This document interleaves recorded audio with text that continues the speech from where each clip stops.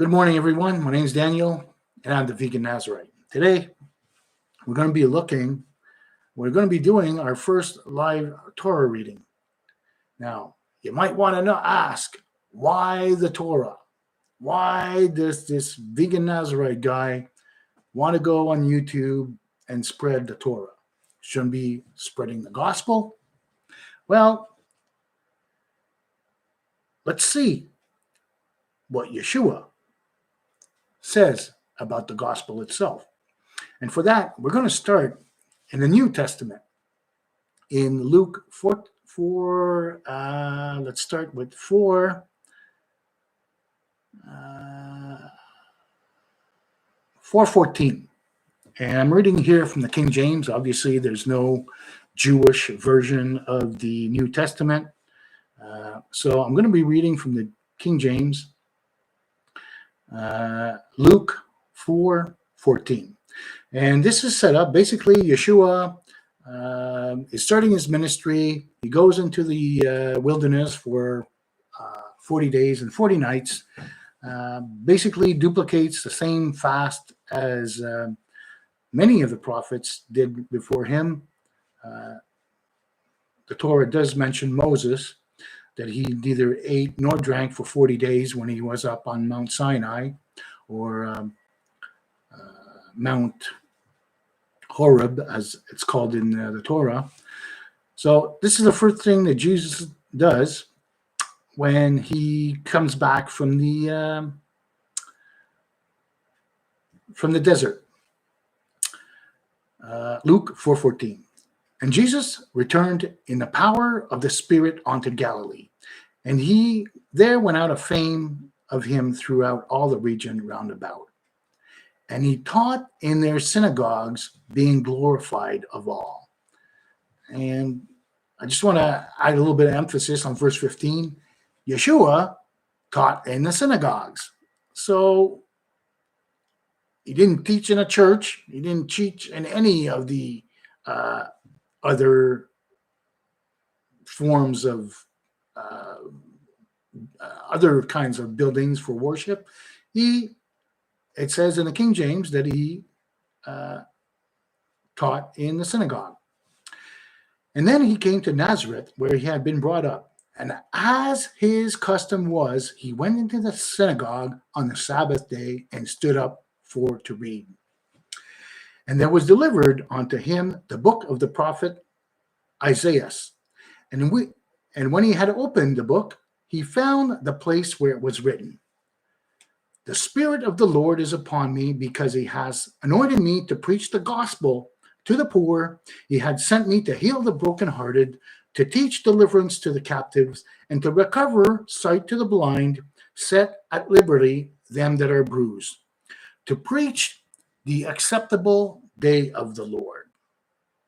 And he closed the book and gave it again to the minister and sat down. And in the eyes of all of them that were on the synagogue were fastened on him. And he began to say unto them, This day the scripture is filled in your ears. So, two key verses here. I'm going to go back to the key verses. Verse 16, and he came to Nazareth, where he had been brought up, and as his custom was. So Yeshua, or Jesus, says custom was to go in a synagogue on a Sabbath day and study the law and the prophets. There we go. That's what Yeshua did. So if Yeshua studied the law and the prophets in the synagogue on the Sabbath day, I think it's safe for us to do the same thing, to read the law and the prophets in a synagogue. Well, right now I'm not in a synagogue. My wife and I are at home, but Yeshua teaches us that he's in the midst of us when we are gathered in his name. And I can tell you that both my wife and I hold the Sabbath day very sacred because it is a blessing and it is a sign from the Father and a commandment also. And you might say, I'm not going to go into much of the arguments for the seventh day Sabbath or not. To me, there's only one Sabbath day, and it's the seventh day. There's no other days. But you guys can research that amongst yourselves. So by reading the Torah and studying the law and the prophets, we are doing exactly what Yeshua did.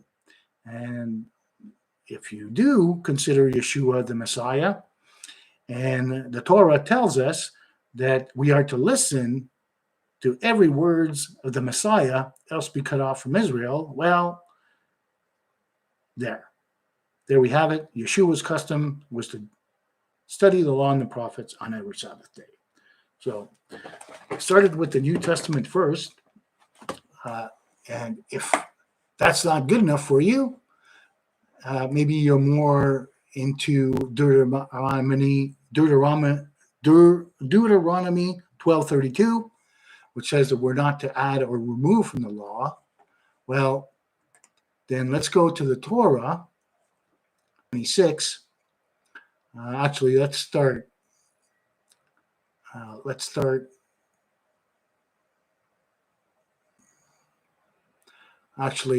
at Deuteronomy 11.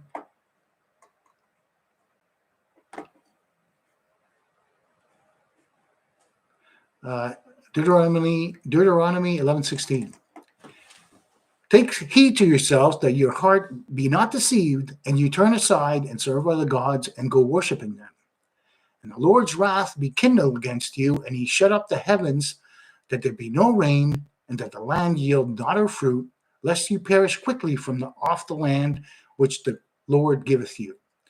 Therefore, you shall lay up these words in your heart and your soul. And I just want to add here, Moses is speaking of the Torah, and bind them for a sign upon your hand, that they may be as frontlets between your eyes, and you shall teach them to your children, speaking of them when thou sittest in thy house, and thou walkest by the way, when thou liest down, and when thou risest up. And thou shalt write them upon the doorposts of thy house, upon thy gates. And here is the blessing. Verse 21, that your days be multiplied, and the days of your children in the land which the Lord God sware unto your fathers to give them, as in the days of heaven upon the earth. For if you diligently keep all these commandments, which I command you to do them, to love the Lord your God, to walk in all his ways, and to cleave unto him, then will the Lord drive out all the nations before you, and you shall possess greater nations and mightier than yourselves. Every place whereupon the soles of your feet shall tread be yours, from the wilderness and Lebanon, from the river Euphrates, even unto the uttermost sea, shall your coast be. There shall no man be able to stand before you, for the Lord your God shall lay the fear of you and the dread upon all them upon the land you shall tread upon, as he hath said unto you. Behold, I set before you this day a blessing and a curse. A blessing, if you obey the commandments of the Lord your God, which I command you to this day, and a curse, if you not obey the commandments of the Lord your God, but turn aside in the way which I command you to this day, to go after other gods, which you have not known. So, there we go. The blessings have always been, ever since from the days of the Torah, been conditional. That we do the commandments that Yah gave us, and then we will be blessed for them. And if we don't, we add or remove from the Torah, we will then be cursed. So there it is, black on white. There's no other way to say this. And Yeshua obviously knew the Torah, or in this case, the Shema, which is basically a reminder for ourselves to always know that the commands of Yah, or God, if you don't know him as Yahweh, have always been conditional. Always, always, always on us knowing and doing the Torah. So that's why the Torah is important. First of all, Yeshua's custom, if you believe in the Messiah, was to do the Torah.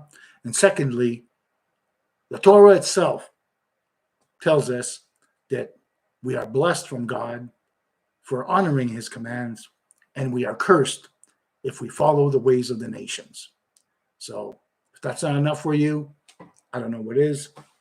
I picked these two verses, one from the Old Testament and one from the Torah itself, just to exhort, shall we say, how important the Torah reading should be to a believer in Yeshua. Yeshua studied the Torah, and so should we. That said, I don't want to try not to sound too long-winded, but that's basically the law. We are blessed by following the commands. And be wary of the Christian faith who say that the law is obsolete and you don't need to do the law. Oh, it was fulfilled. All these arguments. The Torah and Yeshua say the complete opposite. They say that we are blessed by following the commands of the Father, and we are cursed by doing the ways of the nations. To me, that's all I need. Actually, that's not all I need. It took me years to figure that out, and I'm giving you the shortcut. Today's Torah reading is going to be Va-yishlah. And again, I apologize for the ones who do know Hebrew. I'm stuck with transliteration until I learn Hebrew. So I'm doing the best I can. And we're going to be reading Genesis 32:4 to 36:43. Just going to go back here in the stream.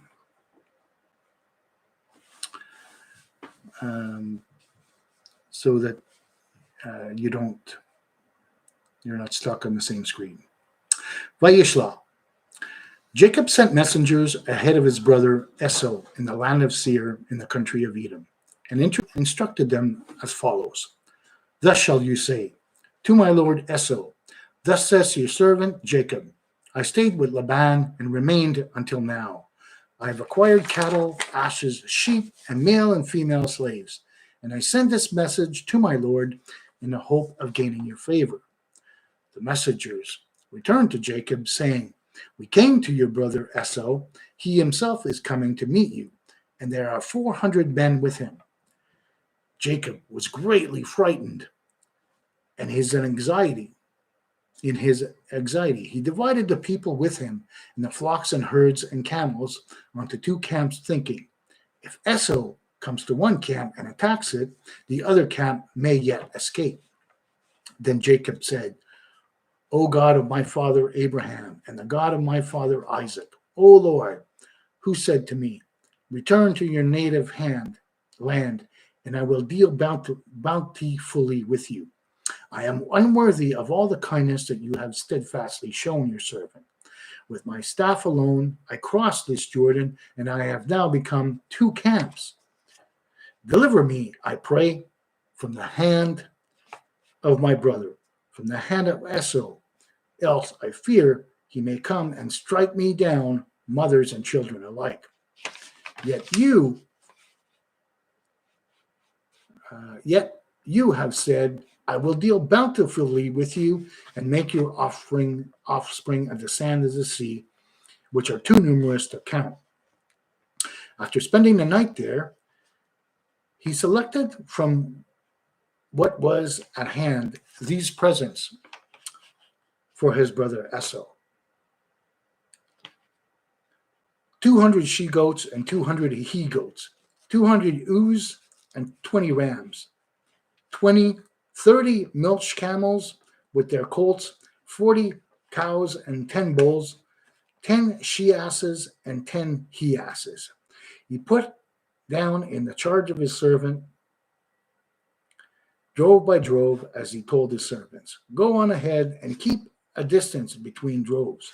And he instructed them in one front as follows. When my brother Esau meets you and asks you, whose man are you? Where are you going? And whose animals are those ahead of you? You shall answer, your servant Jacob's. They are a gift sent to my lord Esau, and Jacob himself is right behind us. He gave us similar instructions to the second one and to the third, and all the others who followed the droves, namely, thus and so shall you say to Esau when you reach him, and you shall add, and your servant Jacob himself is right behind us. For he reasoned, if I propitiate with him, with presents in advance, and then face him, perhaps he will show me favor. And so the gift went on ahead, while he remained in the camp that night. That same night he arose, and taking his 2 wives, his 2 maidservants, his 11 children, he crossed the ford of Jabbok. After taking them across the stream, he sent across all his possessions. Jacob was left alone, and a man wrestled with him until the break of dawn. When he saw that he had not prevailed against him, he wrenched Jacob's hip at its socket, so that the socket of the hip was strained as he wrestled with him. Then he said, "Let me go, for dawn is breaking." But he arose. "I will not let you go unless you bless me." Said the other, "What is your name?" He replied, "Jacob." Said he, "Your name shall no longer be Jacob, for you have striven with beings divine and human, and have prevailed." Jacob asked, "Pray, tell me your name." But he said, "You must not ask my name." And he took leave of him there. So Jacob named the place Peniel, meaning, "I have seen a divine being face to face, yet my life has been preserved." The sun rose upon him as he passed Peniel, limping on his hip. That is why the children of Israel today do not eat the thigh muscle that is in the socket of the hip, since Jacob's hip socket was wrenched at the thigh muscle. Chapter 33.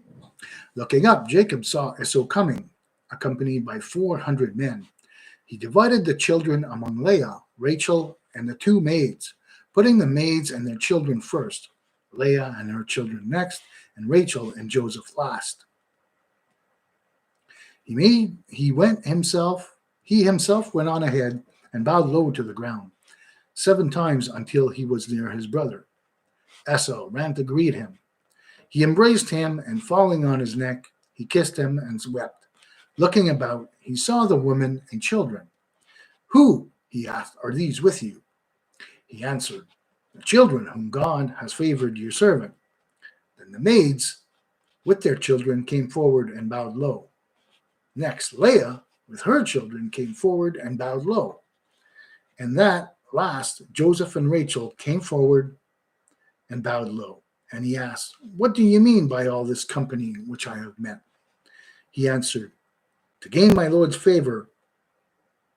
Esau said, "I have enough, my brother. Let what you have remain yours." But Jacob said, "I pray you, if you would do me the same favor, accept from me this gift, for to see your face is like seeing the face of God, and you have received me favorably. Please accept my presents which has been brought to you. For God has favored me, and I have plenty." And when he urged him, he accepted. And Esau said, "Let us start on our journey, and I will proceed at your pace." But he said to him, "My Lord knows that children are frail, and that the flocks and herds which are nursing are a care to me. If they are driven hard a single day, all the flocks will die. Let my Lord go on ahead of his servant, while I travel slowly at the pace of the cattle before me, and at the pace of the children, until I come to my Lord in Seir." Then Esau said, "Let me assign to you some of the men who are with me." But he said, "Oh no, my Lord, it was too kind to me." So Esau started back on that day on his way to Seir. But Jacob journeyed on to Succoth, and built a house for himself, and made stalls for his cattle, and that is why the place was called Sukkoth.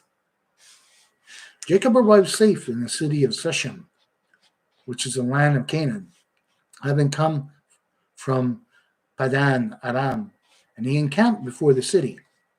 The parcel of land where he pitched his tent he purchased from the children of Hamor, Shechem's father, for 100 kesitah, and he set up an altar there and called it El Elod Yisrael. Chapter 34. Now Dinah, the daughter whom Leah had borne to Jacob, went out to visit the daughters of the land. Shechem, son of Hamor, the Hivites, chief of the country, saw her and took her and lay with her by force. Being strongly drawn to Dinah, daughter of Jacob, and in love with the maiden, he spoke to the maiden tenderly. So Shechem said to his father Hamor, "Get me this girl as a wife." Jacob heard that he had